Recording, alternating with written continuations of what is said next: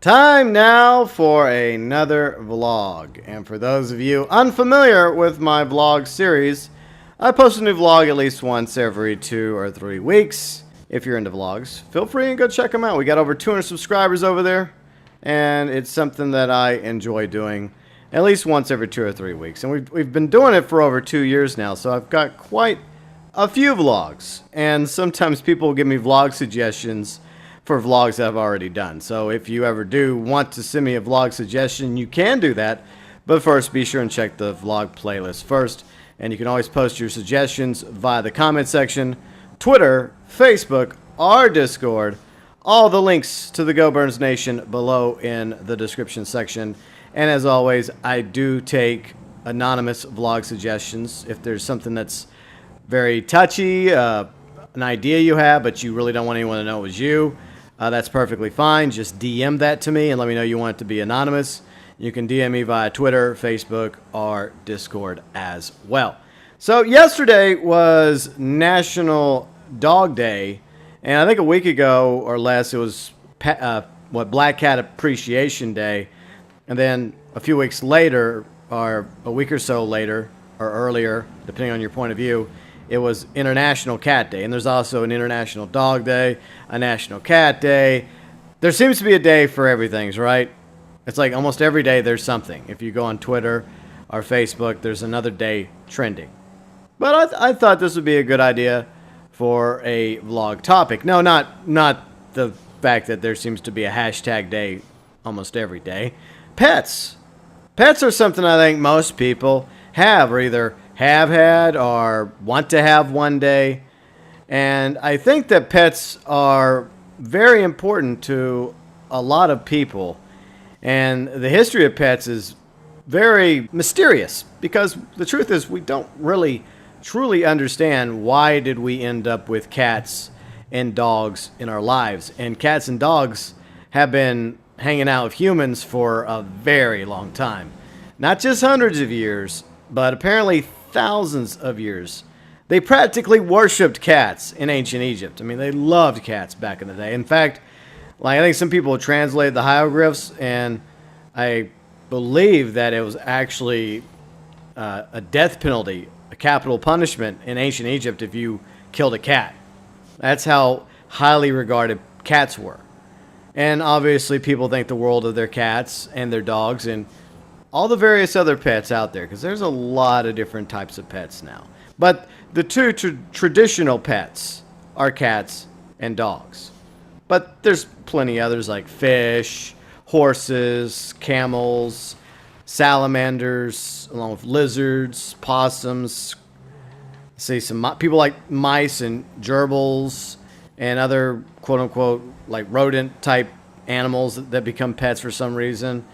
Ferrets, birds, tarantulas, various reptiles like snakes, turtles, and even iguanas. So the list of what we consider to be pets continues to grow. And let me know in the comment section about your pet. Like, what's your favorite pet? Or what was one of the favorite pets that you had growing up? Or a pet that you would like to have. Like, would you like to one day have a dog or a cat or some other quote-unquote exotic pet that some would consider to be rather unusual? But at the same time, personally, I'm old-fashioned when it comes to pets. Like, I'm all about the cats and the dogs. That's me when it comes to pets. I know everyone else might have a different opinion about this. Some people consider all those other things I mentioned to be pets. But I guess I consider a pet to be an animal that actually shows you affection, that actually wants to hang out with you. And yes, cats actually do want to hang out with us. I know some people have negative points of view on cats, but cats are actually quite affectionate. They're just not exactly the same as dogs. Dogs and cats are obviously completely different, but they're both very affectionate animals, each in their own way. But one thing that I learned, for about a year or two, I was involved with a local animal rescue. In fact, I helped found it, and I went out to several of the events we would hold weekly at various pet stores. You know, we would do is cats. We would have like kittens we would try to get adopted, even other cats as well from all ages. And it was very depressing to hear smart-ass comments of people walking by talking shit about cats. And it happened at least once or twice whenever we were at a pet store. And this was usually on Saturdays. But I don't know why. I don't know what it is. I get it. People don't like cats for whatever rhyme or reason. But they would just openly make smart-ass comments walking by those of us that were trying to get cats adopted to people that actually like cats. And they would just say all sorts of mean things about cats, and most of the shit that was coming out of their mouth wasn't true. And a lot of the times, I was ready just to say something to them. I was ready to say something to their ass. But anyways, I didn't. I had to bite my tongue because I was representing the rescue I was part of for about a year or two. But yeah, I learned a lot about that. And one thing I learned also was the fact that in the U.S., black cats aren't very popular. It's very difficult to get black cats adopted. And it's sad because I've always had black cats in my life, and I've always liked black cats. And a lot of it, I guess, has to do with superstition, like witches and demons and the devil, or you could even maybe go the race route. I don't want to go that way. I think it probably has more to do with superstitions, like, don't step on a crack, don't break a mirror, or don't let a black cat cross your path. Unfortunately, these have been superstitions that have existed for a very long time, and people take them seriously. And unfortunately, the black cat becomes a victim of that superstition in the United States, at least. I hear it's not the same in other countries, but I've had a few pets over the years, and I'm going to start off with technically my mom's pet, her dog Ganja. Yeah, her name was Ganja. Look, my mom and dad liked the cannabis. They liked the green stuff. So, yeah, when my dad got my mom a puppy, this was obviously before I was around, they had to call it Ganja. It's a cool name for a dog, but it also is Jamaican for the green stuff. Yeah. But she was a very good dog.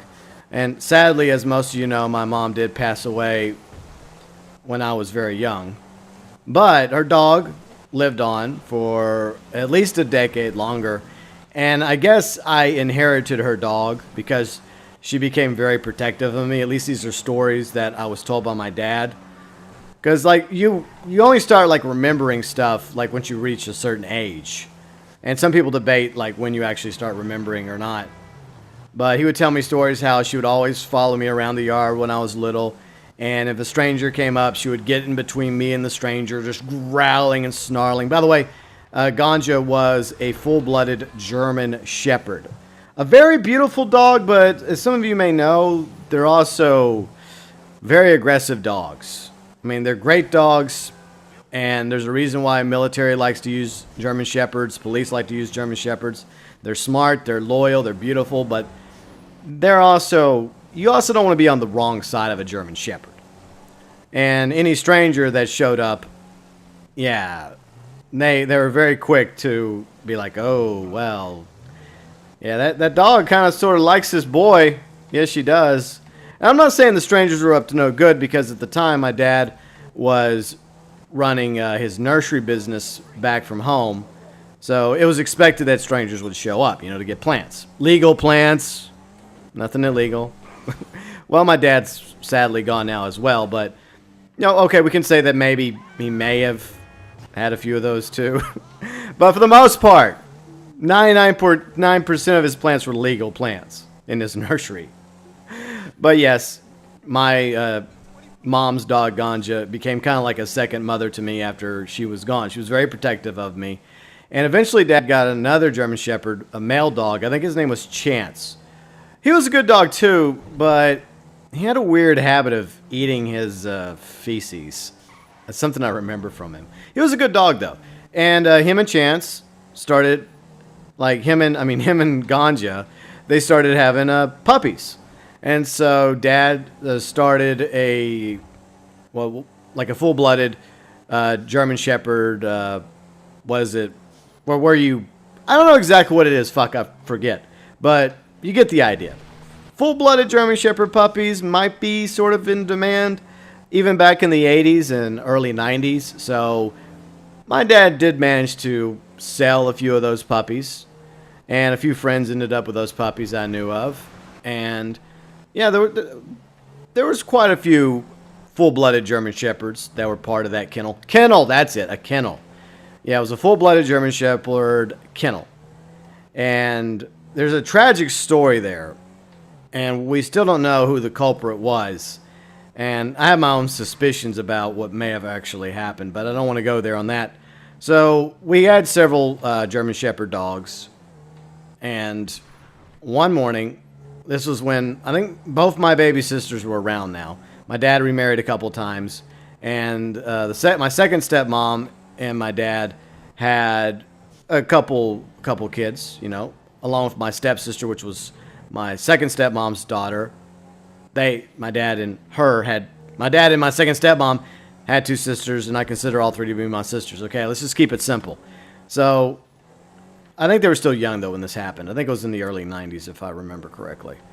So one morning, I woke up to some sort of commotion. Dad was angry. He was yelling and screaming about something. And turns out, almost all the dogs in the kennel were dead. This is a true story. And apparently somebody poisoned all the dogs. The only one that didn't die was Ganja, because she wasn't in the same area as the kennel was. Like, the kennel dogs, they would be kept like behind a fence, right? But Ganja, she was allowed to do whatever she wanted to do because she was Ganja, so she didn't end up getting poisoned. My dad was suspicious that it may have been one of the neighbors because the dogs barked all the time, but the truth is, we'll probably never know who the real culprit was. And like I said, I have suspicions as well of who it could have been, and maybe one day I'll have that answer, or maybe I'll never have that answer at all. I really don't know. It's still a very interesting situation. It's a very tragic story. Fortunately, my mom's dog Ganja survived, but she did pass away of natural causes a few years later. So there's definitely some horrible people out there that will do nasty stuff like that, and it doesn't surprise me either. And like, whoever did that, I don't know what their reasons were. Maybe it was the neighbor behind us, you know, but I don't know.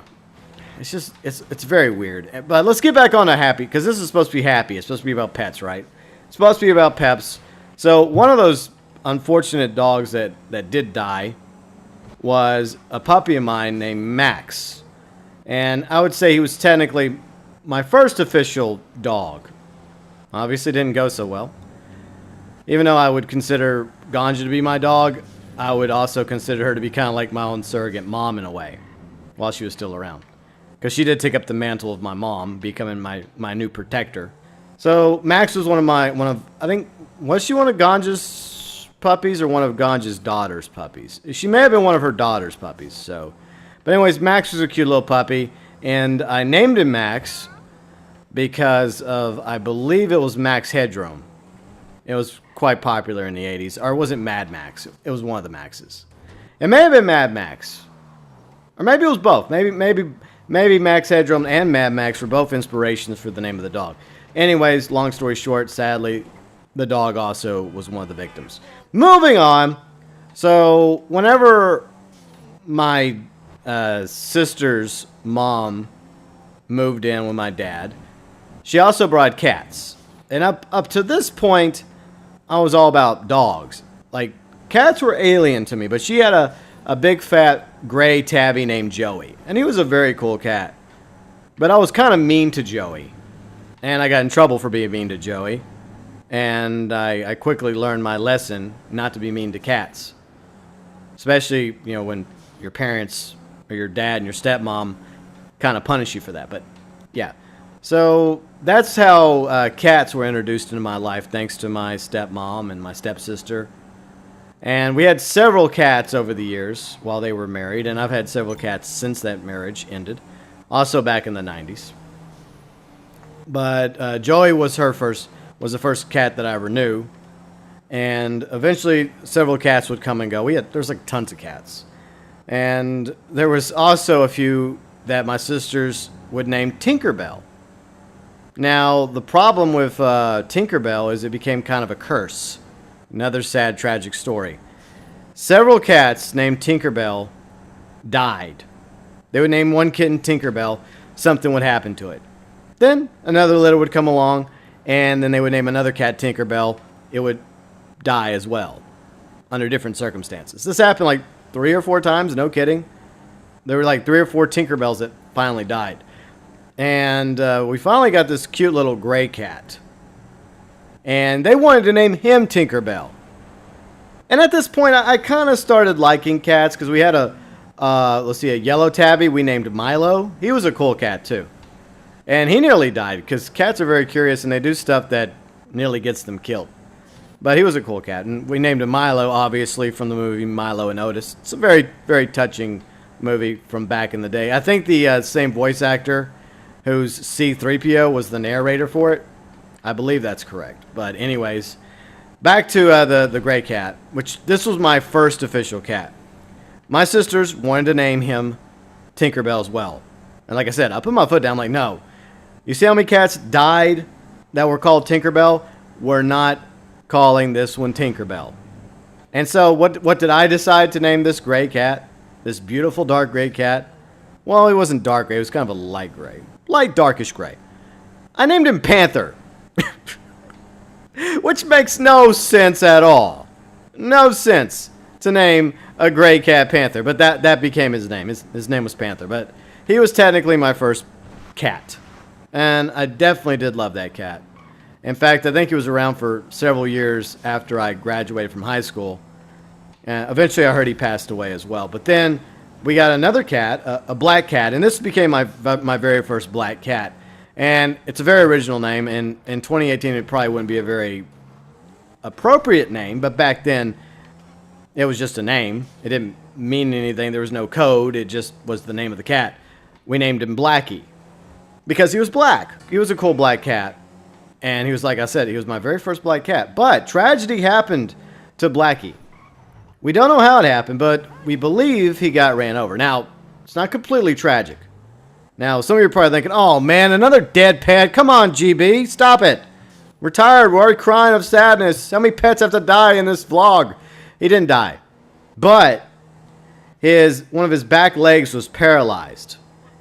And at the time, my dad and the stepmom, the stepmom was a nurse. Dad was a nurseryman, sprinkler guy, and barely make enough money to survive. And there was already, 4 kids, right? Me, my stepsister, our 2 other sisters.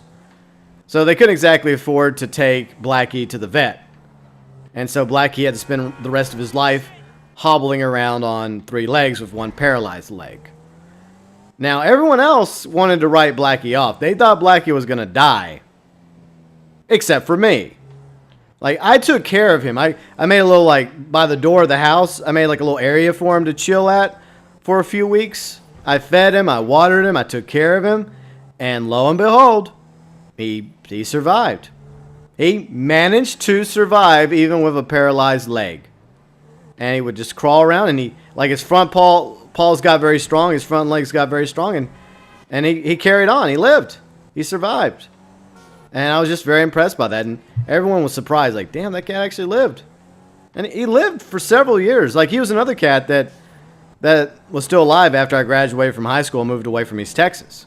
Unfortunately, he later passed on as well, as most pets do, but also another very good cat, and I guess it is amazing what a cat can go through and still survive. And he was a good cat. Panther was a great cat. But then we move on to a couple more dogs for all you dog lovers out there. On occasion, I would leave my small hometown of East Texas to visit my grandparents up here in Northwest Louisiana, where I currently live. Because, like I mentioned, I'm a child of 2 states, Texas and Louisiana. Both sides of my family are from Louisiana, but I was born and raised in East Texas. Currently live in Louisiana. So my grandfather and my granny, my granny's gone, by the way. She passed away in 2003. But at the time, they had 2 chocolate labs, and their names were Trouble and Doc. And they were both awesome dogs. And so I definitely loved those two dogs. Even though they technically weren't my dogs, I still enjoyed spending time with them. And they were both such fantastic dogs. And there is a tragic story coming up, sadly. So I graduated from high school in 99. I'm dating myself. And I finally, 2 weeks later, am able to finally move to Northwest Louisiana. I mean, I've mentioned where I've lived a few times, but I try not to. And what really sucks is within the first week or two of living at my grandparents' house, before starting college in the fall, this is, in the summer of 99, I had just moved here.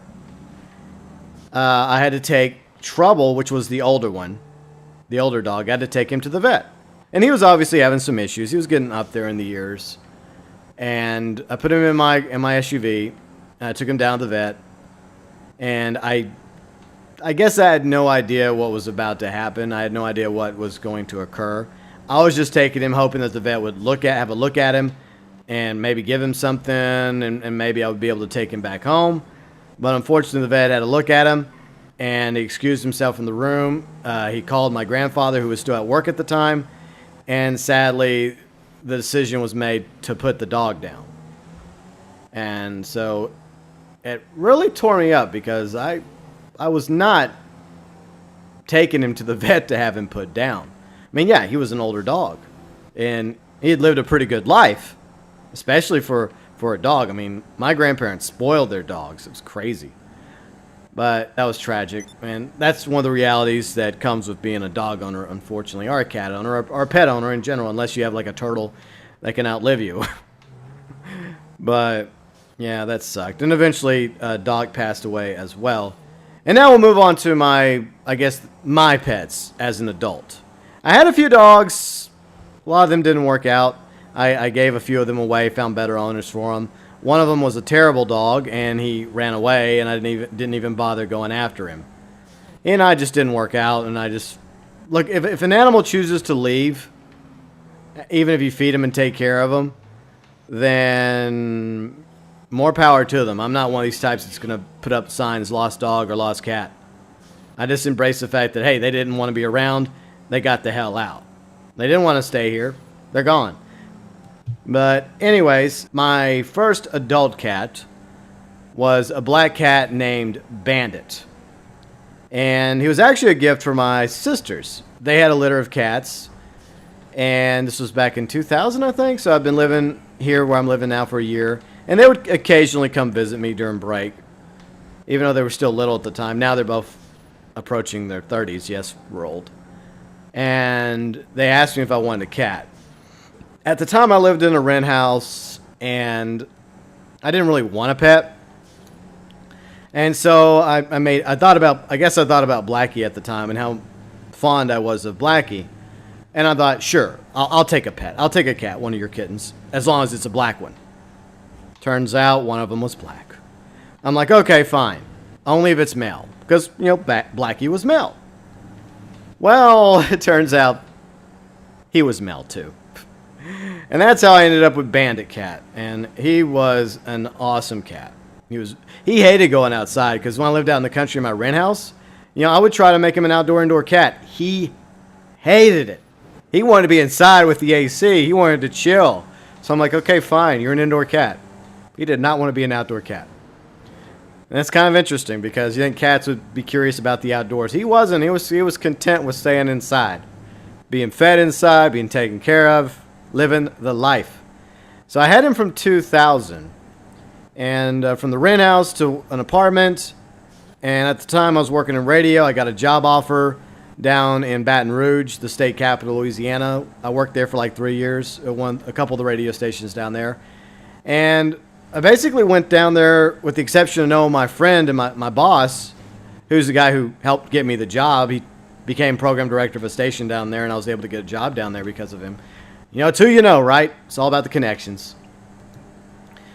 But with the exception of my friend, I had nobody down there at the start. When I first moved down there in 2003, I had nobody. Nada. All I had was my damn cat. And it's weird because whenever the movers were hauling stuff into the new apartment, My cat disappeared. I brought him down with me in my truck at the time, and I put him inside the apartment, and I couldn't find him. And I thought, oh crap, this is great. First day of me living here, my new town, and a new job, a new career, and my cat's run away. And for hours, I looked around the new apartment after the movers left, trying to find the cat. And it turns out he somehow got underneath, like a hole underneath, I guess, the cabinets in the kitchen. I mean, he was fine. We just had to pull, out, some of the board or something. But I guess he was obviously startled. He was, taken from the place he was used to, and he was put in a cage for several hours, hauled to a brand new location. So obviously he was startled. It took him a few days to get used to his new home. And so after my radio career came to an end in 2006, I moved back up here to get back into college, figure my life out, which I'm still trying to do.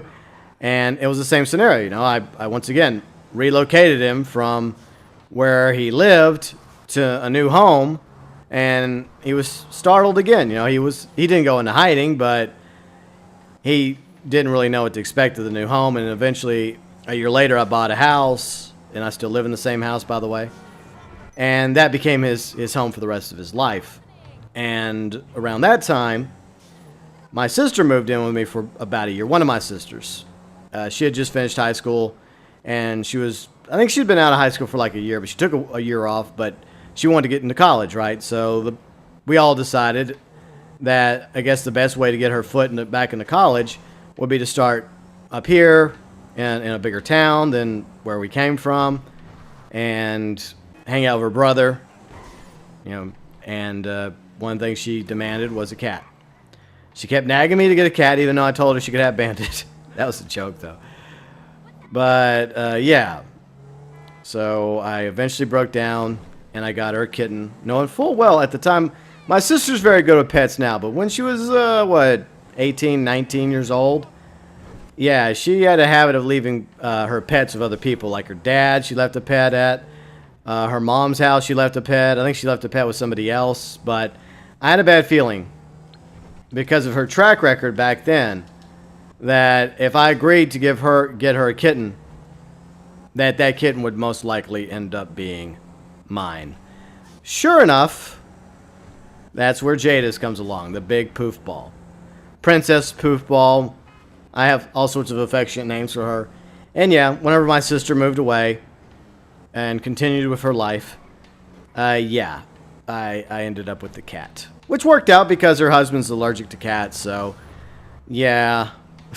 So Jadis has been in my life since 2007. Sadly, in 2012, Bandit Cat passed away of advanced kidney failure. It was sad, but he was a good cat. I had him for 12 years. Still sucks, though. And a month went by, and I guess I just so used to having two cats, and I guess Jadis was also used to having another cat in the house. I finally broke down, and I decided to go get another black cat. And that's where Ninja comes into the story. And no, I did not name him Ninja. Actually, the foster owner, the person that takes care of the cats or the dogs before they find a forever home for cats or dogs, the foster owner, she's the one who named him Ninja. And so I decided, you know what, that's a good name. I'll call him Ninja, even though I call him other names too, other affectionate names. So yeah, I've had Ninja for nearly 6 years now. And, oh yeah, same time in 2012, almost neglected someone else that's part of my family. In 2012, around the summertime, when my dad was still alive, he found a puppy on his property that had been abandoned. And up until this point, I hadn't had much luck with dogs. I mentioned that earlier, on my own. I had a few dogs, and 2 of them I ended up having to give away. I think 1 of them I gave back to my dad, I think. Not Edward. But anyways, I ended up with Edward, and we didn't know what the hell he was. When he was small, I thought he was going to be a beagle. I was wrong. He got much bigger than a beagle. He's huge. Huge. Big boy. But he's a very good dog. I think he's actually a half walking treehound, which is a very, very big hound dog. He maybe have something else. I don't know entirely, but he's been easily probably the best dog I've had. And the truth is, he deserves a better owner because I don't spend enough time with him. I've mentioned this many times over the years that I'm not the best when it comes to giving him enough time. I do try to spend a little bit of time with him in the morning when I give him fresh water and a snack occasionally during the summertime. And then at night, I do try to give him fresh water a few times a day. And then at night, obviously, I feed him. So I do try to spend at least a few minutes with him, petting him and talking to him and stuff. But he has a nice backyard. He has his own little room to go into. So I do take good care of him. It's just that he really does deserve somebody that spends more time with him. I don't know, maybe one day he'll find a better owner, hopefully. But so yeah, I've had Edward also since 2012. I got him in the summer 2012. It was a gift from my dad. Even though my dad's gone, I still have the dog, Edward. And at the time, I was dating somebody and we were watching Frasier. And I've watched Frasier before, but she was just getting into Frasier. And there was a little, one of the main, well, not one of the main characters of the show, but there is a character on the show that was a dog, a Jack Russell Terrier, which belonged to the father of Frasier and Niles Crane, Martin Crane. And his name was Eddie. And since the puppy that I got from my dad was little, at the time I thought I would call him Eddie too. But once he got bigger, once he became a giant, big beast of a dog, I decided, I'll just call you Edward. So that's how he became Edward. So there's all my dogs, all my cats, the tragedies, the joys of owning cats and dogs. And we also owned a possum briefly, a young pet possum. It was a very interesting time because apparently possums make decent pets, believe it or not. And they're actually not, they look kind of scary, but they actually are good for the environment. They actually do more good than harm. But yeah, we had a baby possum for a while. Eventually it wandered off in the woods, and hopefully it had a good life for the 2 or 3 years it was alive, because possums have very short lifespans, as I learned. But yeah, another one. We obviously had fish over the years. I never really saw the point in owning fish, to be honest. Even my dad one year bought me he went through this trouble of actually buying me a fish tank. I still have the fish tank. It has a crack in it for some reason. And all this equipment for the fish tank because he wanted me to get some fish. And I kept telling him, take that back. Take this back. You spend money on this. Take it back. And he'd get mad at me. He'd get mad at me. Of course, we got mad at each other a lot. He had a temper, and to some degree, I have that temper too, right? Like, my mom was really nice. So was my dad, but he also had a bit of a temper. But, so I guess I got traits from both my parents. I think that's the way it usually goes. But anyways, my dad and I would constantly have arguments over the damn fish tank. And I still have the damn fish tank and everything he bought for it. I just told him to take it back. He would not listen to me. I just didn't want the hassle of a fucking fish tank or dealing with fish. I don't care. If I want to go see fish, I'll go to a fucking aquarium, right? But some people like fish, and if you like fish, cool. I like to eat fish, especially like fried catfish. Num, num, num. And we even had, like when we were younger, we ended up having a pet crawfish. The funny story is, people in the South love eating crawfish, right? Me too, but I don't like to eat them the way that most people eat them. I like to eat them in a gumbo or an etouffee or fried. I don't like to go through all that messy way of eating them. But I guess my dad and I were in the woods one day. I'm going to shorten the story because it could go on. This vlog has gone on for a very long time, and I apologize for that. But we found a trapper cage, right? And inside the trapper cage, we found this huge crawfish. This crawfish was way bigger than what you would expect a crawfish to be. It wasn't as big as a lobster, but it was pretty big. And basically, that's kind of what a crawfish looks like for anyone that doesn't know. They look like small lobsters. I'm sure they're related. But anyways, we decided to take the crawfish for whatever rhyme or reason. I don't know why. And Dad put it in his fish tank back in the 90s. There were fish in the tank. Eventually, there weren't. Gee, I wonder what happened to the fish.